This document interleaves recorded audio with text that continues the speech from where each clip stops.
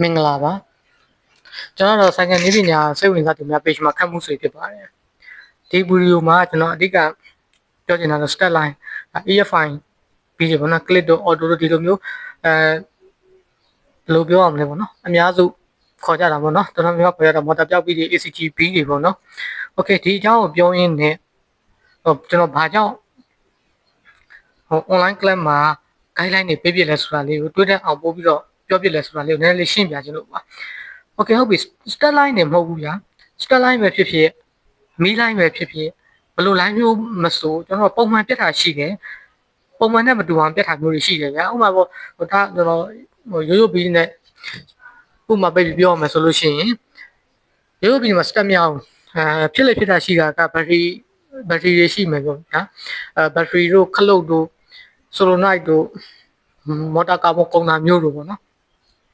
okay relay မကောင်းတာတော့ဒါမျိုးတွေဖြစ်ပြီဆိုရင်ဒီထဲကပဲဖြစ်လို့ရှိရင်ကိစ္စမရှိဘူးကျွန်တော်စိတ်မှာတစ်ခုပြီးတစ်ခုစစ်တယ်ဒီထက်အဖြစ်တွေ့ရကောက်လဲလိုက်တဲ့ကွက်တီပဲပြီးသွားပြီမီးလိုက်မှာဆိုတော့ lower coin series ရိုင်းညာတော်တော်များများတရုတ်ဘက်မှာဆိုဒါပဲ coin မကောင်း series မကောင်းဒီလိုမျိုးတွေကြုံရတယ်ပေါ့နော်အဲ့ဒီလိုမျိုးတွေကွက်တီသွားပြီးဖြစ်တဲ့ဟာမျိုးဆိုပြဿနာမရှိတစ်ခုပြီးတစ်ခုစမ်းတယ်ပြတ်တဲ့ဟာကောက်ထဲလိုက်တယ်ဗျာဒါမှမသိပြီးရှိဖို့တွေးနေစရာမလိုဘူးအဲ့လိုမျိုးမဟုတ်တဲ့ပြီးရရှိတယ်တခါလေဆိုမီးပြောက်တယ်အကုန်လဲတယ်စီရီယိုင်းလဲတယ်၊ကွိုင်လဲတယ်၊တမိုင်းတုံးလဲတယ်ရှိတယ်ဟာလဲလုံးဝမင်းထွက်တဲ့ဘီတွေရှိတယ်။ဟိုပြောမယ်ဆိုအဓိကပြောချင်တာပုံမှန်မဟုတ်တော့တဲ့ဘီတွေပေါ့နော်။ပုံမှန်ပြက်လိုက်ပြက်ထားမရှိတာတဲ့ပြက်တဲ့ဘီတွေဆိုရင်ကျွန်တော်တို့စဉ်းစားဘာဖြစ်နိုင်လဲဆိုတာမျိုးကိုစဉ်းစားရတယ်။တချို့ဆိုရှိရဲ့အေးနေနှိုးမရဘူး၊ပူးနေနှိုးမရဘူး။အဲဒီလိုမျိုးတွေမောင်းနေထုတ်ရအဲ့ဆိုရှင်ကျွန်တော်ကကိုချီရောက်လာတဲ့ကောင်တချို့တော့ဥပမာလေးနှစ်ခုပေးမယ်ပေါ့နော်။ကာရိုက်တာစီရိုက်တဲ့ဘိန်းဆိုပါစို့ပေါ့နော်သူတို့မောင်းတယ်ကန်ထဲမှာစီလုံးလုံးပိတ်ထားတယ်မဟုတ်စစ်ကြတာမျိုးကန်ထဲမှာစီကုန်းသွားတယ်အပေါ်ကစစ်ကြတာဖြစ်တဲ့အတွက်ပြီးအောင်မှန်းတယ်စီကုန်းသွားတယ်ရောက်သွားတယ်ပြန်နှိုးတယ်ခဏဆောင်တယ်ပြန်နှိုးတယ်နိုးတယ်အဲ့ဒီအကွာအဝေးတိုင်းဟိုပြန်ရက်တယ်ပေါ့နော်အဲ့လိုမျိုးရက်တဲ့ဘိန်းမျိုးတွေကြုံရတယ်အဲ့ခါမျိုးဆိုတော့စဉ်းစားတာပေါ့နော်အဲ့မျိုးကိုရှိတွန်းလာတယ်ကိုရှိကြောင်အကောင်လုံးကောင်းတယ်ကောင်းတဲ့ခါမှာကိုကဘယ်လိုမျိုးဆုံးဖြတ်ချက်ချလဲဆိုရင်မီးလိုင်းစစ်တော့လဲကောင်းတယ်စီကတော့ဝိတ်တွေလည်းကိုကောင်းတယ်ခါကိုကအဖြေရှားတာခက်တယ်ပေါ့နော်အခါမျိုးမှာကိုယ်တိုင်စိတ်ကြည့်လိုက်တဲ့ခါမှာအော်ဒီဘိန်းဟာဒီအကွာဝင်းမှာပုံမှန်ရက်နေတာလားโอเคဒါဆိုရင်ကျွန်တော်တို့စီရက်တဲ့ချိန်မှာဗျာဘယ်လိုလုပ်လဲဆိုစီကောက်ပေးလိုက်တယ်ပိတ်ပြီးကန်ထဲမှာစီဘလောက်ရှိတယ်ပေါ့နော်ကာဘရီတာကန်ထဲမှာစီဘလောက်ရှိတယ်တိုင်းကြည့်လိုက်ကျွန်တော်စီရော့နေโอเคတေးကြပြီဒါစီလိုင်းဆိုစီကော့တွေပါတယ်ဖြုတ်ပြီးတော့စစ်ကြည့်လိုက်တယ်ပေါ့နော်စစ်ကြည့်တဲ့ခါမှာစီစစ်ကြနာမျိုးတွေတွေ့တဲ့ဒါမျိုးတွေပေါ့မေးလိုက်မှဆိုတော့အဲ့လိုပဲလေတချို့ဆိုကိုရီစီကိုရောက်လာတယ်ဘိန်းတွေရှိတယ်အကုန်လဲတာတလိုက်တုံးလဲတယ်၊ကွိုင်လဲတယ်၊CDIလဲတယ်၊ပလက်ကွိုင်လဲတယ်၊ပလက်လဲတယ်အကုန်လဲတယ်ဒါမှမမေးမထွက်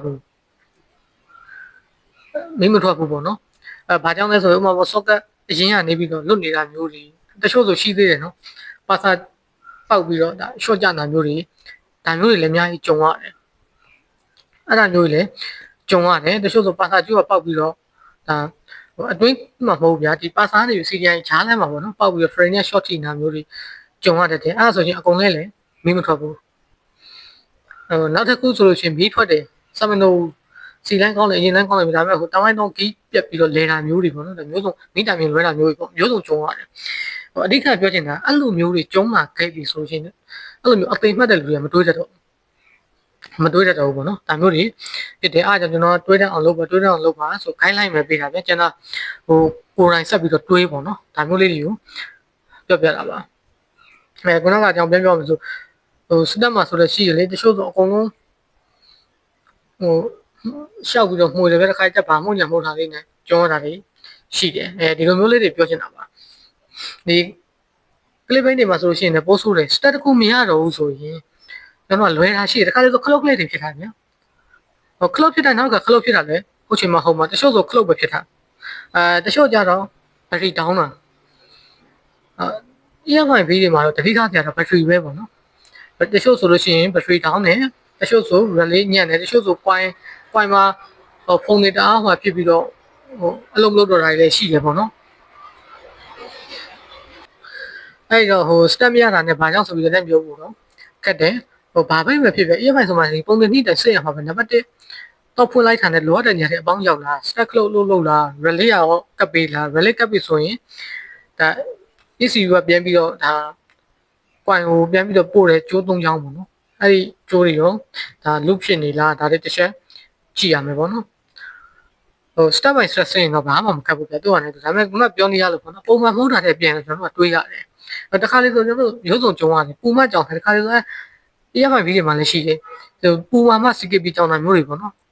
ပူမကြောင်တာတွေရှိတယ်အဲ့လိုဆိုရင်ကျွန်တော်တို့ကဒါဘာကြောင့်ဖြစ်နိုင်လဲဆိုပြီးတွေးပြီးတော့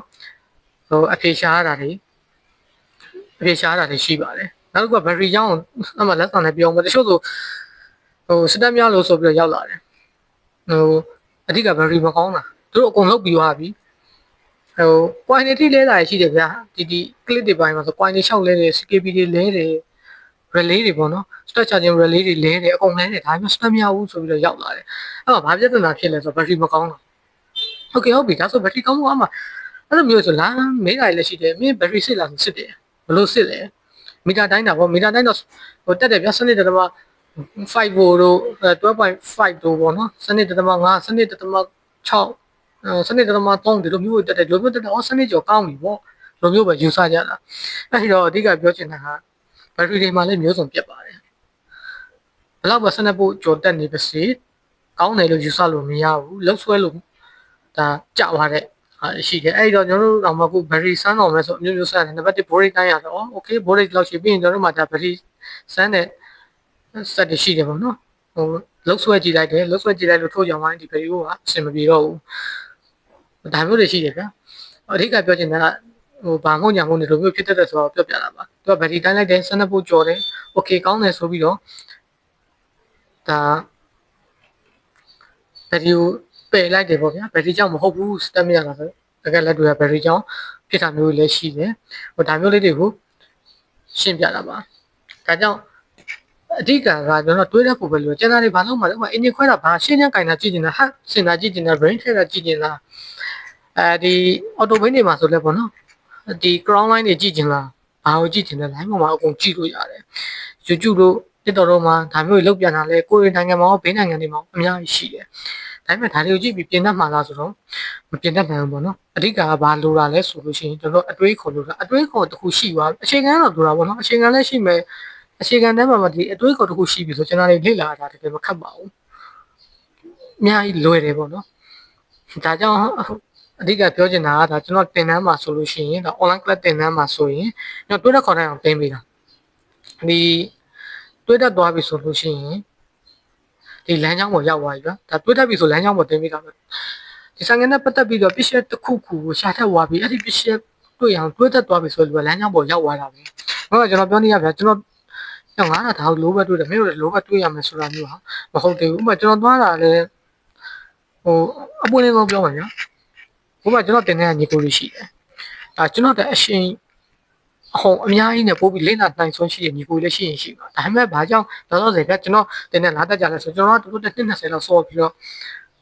လေ့လာထားတယ်ဗျာဒီနေ့ပဲတဲ့ရောင်းတယ်ဒီတော့တို့တက်အများကြီးတာတယ်ဒါပေမဲ့အဲ့ဒါကအမင်းတို့ငါတို့လိုပဲတွေ့ငါလို့ပဲလို့ဆိုရင်အချိန်အများကြီးကြာမယ်အဲ့တော့ကျွန်တော်လမ်းကြောင်းတစ်ခုပေါ်တင်ပေးတယ်အခြေခံနေရှိရဒီလိုတွေးရတယ်ဒီလိုတွေးရတယ်โอเคအဲ့ဒီအထဲမှာတကယ်အတွေးခေါ်အရင်ကောင်းတဲ့လူတွေအရှင်ကကျွန်တော်တက်အများကြီးတာပါကြီးဗျာဟိုကျွန်တော်ရှင်းရှင်းပြောရင်ဆိုင်ငယ်နဲ့ပဲသွားတာဖြစ်နေမယ်ဆိုင်ငယ်နဲ့သွားတယ်20လောက်သွားလို့ဒါပဲခီးဝေးရောက်တာโอเคဟုတ်ပြီခုညီကိုတွေကလင်းအချိန်လောက်နဲ့သွားရတယ်ဖြစ်ချင်းဖြစ်မဲ့ဒါဆိုကျွန်တော်လည်းအများကြီးပို့ပြီးမြန်သွားနိုင်တယ်ပေါ့နော်